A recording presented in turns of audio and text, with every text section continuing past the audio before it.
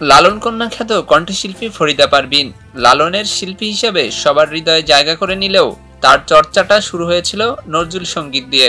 লালনের গানকে আখড়া থেকে ঘরে ঘরে তুলে এনেছেন এই শিল্পী, তারপর সেটা পৌঁছে দিয়েছেন বিশ্ব দরবারে। আগাগোড়া লালনের শিল্পী হলেও আধুনিক গানে তিনি রেখেছেন অনন্য প্রতিভার স্বাক্ষর।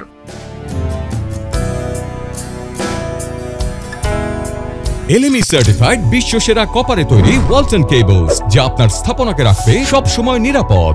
নন্দিত এই কণ্ঠশিল্পী 1954 সালের 31শে ডিসেম্বর নাটোর জেলার সিংড়া থানার শাওয়াল গ্রামে জন্মগ্রহণ করেন। জন্ম নাটোরে হলেও তিনি বড় হয়েছেন কুষ্টিয়ায়। তবে শুধু গান নয়, শিক্ষা জীবনেও ছিলেন মনোযোগী। স্কুল জীবন কেটেছে বিভিন্ন শহরে।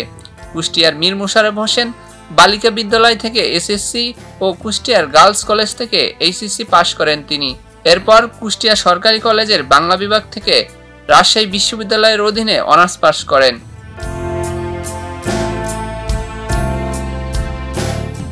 মাগুরার উস্তাদ কমল চক্রবর্তীর কাছে ফরিদা পারভীনের গানের হাতেখড়ি।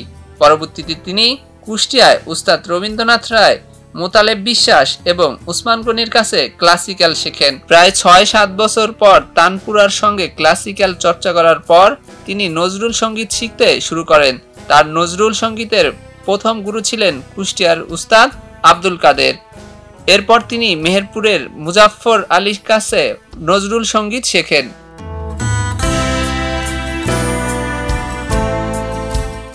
স্বাধীনতার পর লালন সাইজির গানের সঙ্গে ফরিদার সংযোগ ঘটে।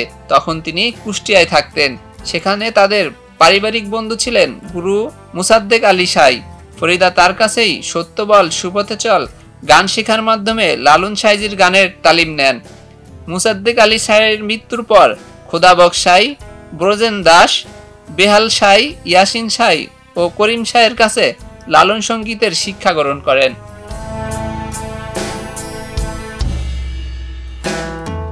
সঙ্গীতের অসামান্য অবদানের জন্য এই কণ্ঠশিল্পী ফুকুওকা এশিয়ান কালচারাল প্রাইজ 2008 এ সেরা সঙ্গীতে পুরস্কৃত হন। 1987 সালের 21শে পদক এবং ছায়াছবি সেরা কণ্ঠের জন্য 1993 সালে জাতীয় চলচ্চিত্র পুরস্কারের জন্য ভূষিত হন।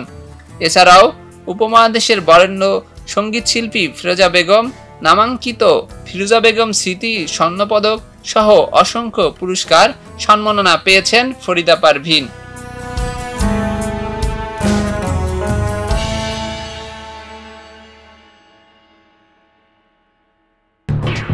খবরের কাগজ, নিখাদ, নির্ভীক, নিরপেক্ষ।